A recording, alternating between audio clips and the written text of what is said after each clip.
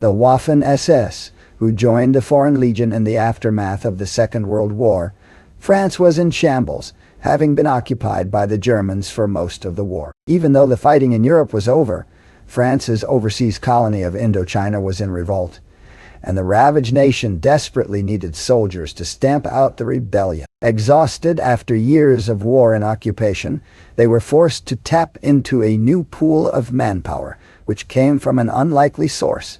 The SS, or Schutzstaffel, has its origins in the 1920s as Hitler's bodyguard and security for the Nazi Party. The organization grew in size and was split into separate branches, one of which was the Waffen-SS, which amounted to the armed wing of the Nazi Party, becoming a paramilitary organization which fought alongside the Wehrmacht. During the conflict, they committed countless atrocities as part of the Nazis' racial agenda, especially on the Eastern Front. After the war, members of the Waffen-SS became wanted criminals, and many fled abroad to avoid punishment for their actions. These fugitives were in need of a way to put aside their past lives and begin anew, and an opportunity presented itself which would be mutually beneficial to both the fugitive SS and the desperate French. Since the 1800s, France has maintained a foreign legion,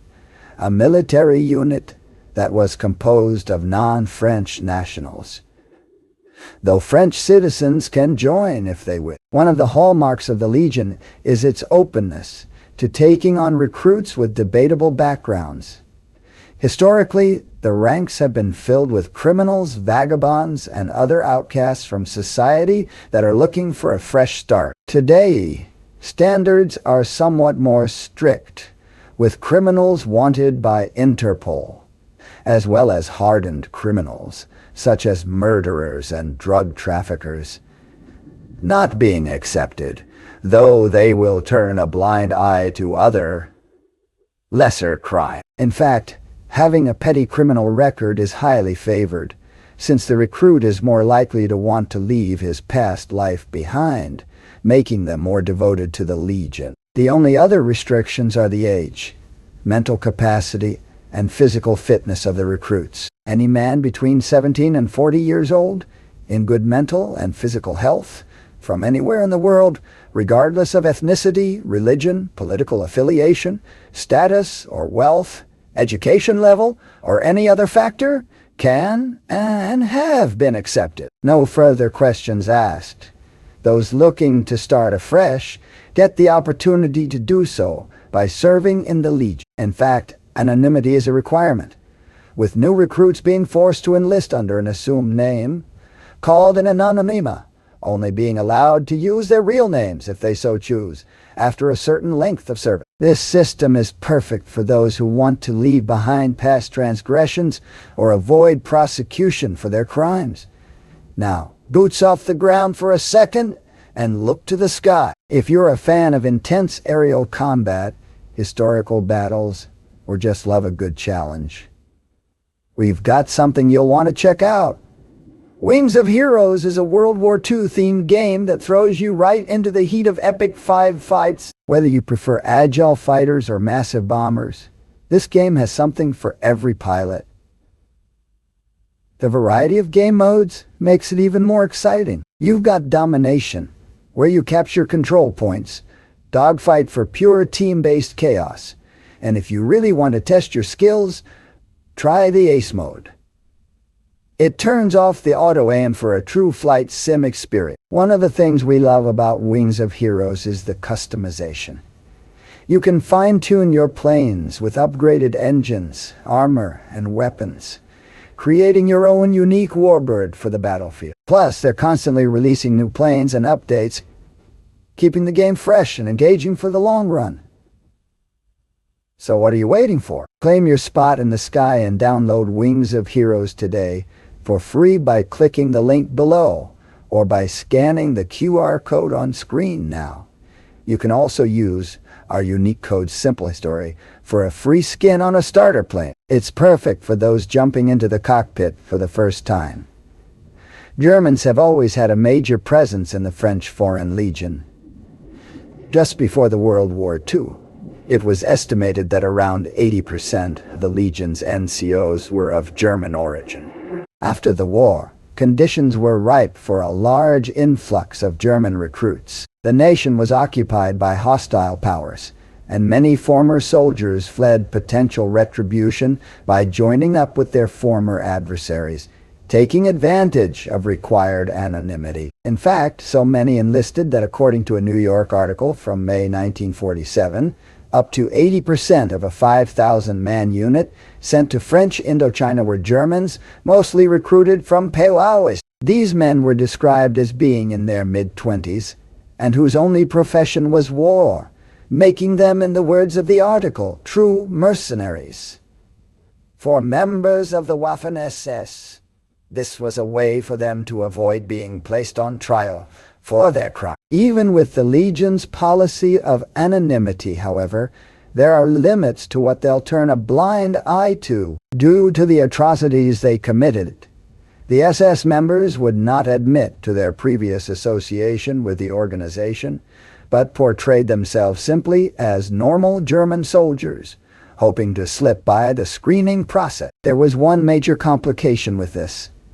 Members of the Waffen-SS were often tattooed with their blood type, which was printed with small letters on the underside of the left arm near the armpit. This was done to ensure the proper blood type was given for a transfusion should the dog tags go missing. After the war, having a tattoo in this area was often seen as proof that the man was a member of the SS, and treated accordingly by the Allied forces. This wasn't a perfect system, as not all SS members were tattooed, and many regular German Wehrmacht soldiers did have a blood group tattoo, especially those who had been treated at SS hospitals. To avoid detection, SS members would painfully remove the tattoo, destroying the evidence of their past association. Still, wary French Foreign Legion recruitment teams were on the lookout for candidates who had the blood tattoo, or those who had suspicious scars where a tattoo would normally be found. In spite of this, many Waffen-SS members managed to slip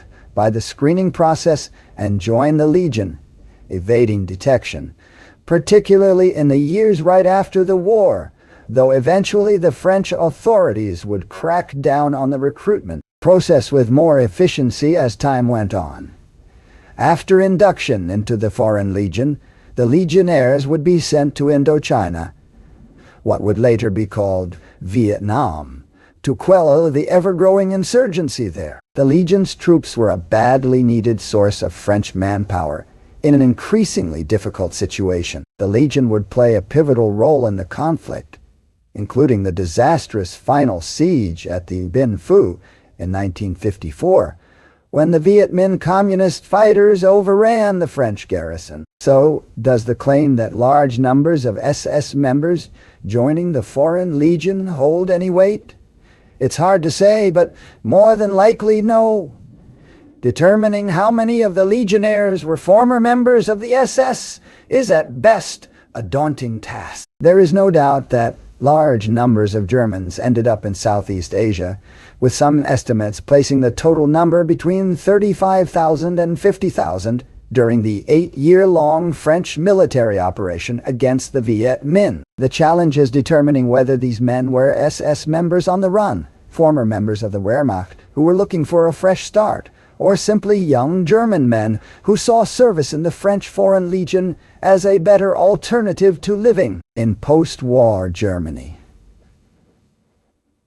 Over the years, claims about the number of war criminals in the Foreign Legion's ranks have swelled in scope, with many believing that there were thousands of SS members serving. There are two main sources for this belief, one being a book, The Devil's Guard, published in 1971, which details the life of an SS officer who fought on the Eastern Front, then joined the Foreign Legion. It describes an entire battalion of former Nazi soldiers conducting a guerrilla campaign against the Viet Minh. The work presents itself as an authentic memoir, but the historical validity can generously be described as lacking, with little actual evidence to support the claims made.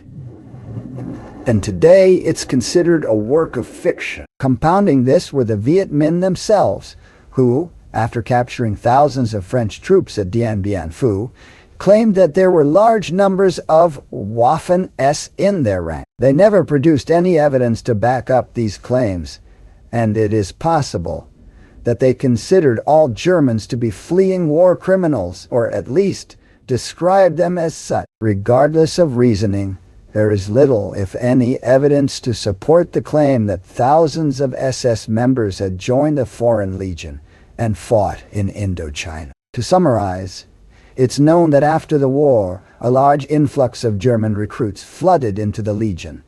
However, the French authorities were specifically on the lookout for SS members who would be rejected and apprehended. The Legion's policy on anonymity meant that should the fugitives somehow pass the initial screening, their identity and former allegiances would be next to impossible to track with any accuracy. Add to this the unreliable reports by the Viet Minh and the later sensationalized accounts claiming to be factual information, there is nothing but muddy water on an already unclear subject. Claims of thousands of SS members who joined the Legion to avoid prosecution for their crimes is most likely highly exaggerated.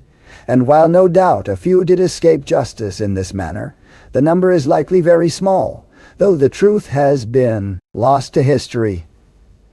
Don't forget to join the action and download Wings of Heroes today for free using the link below or by scanning the QR code on screen now. Also redeem our unique gift code, Simple History, to unlock an exclusive skin for your starter plane. Available for new users only.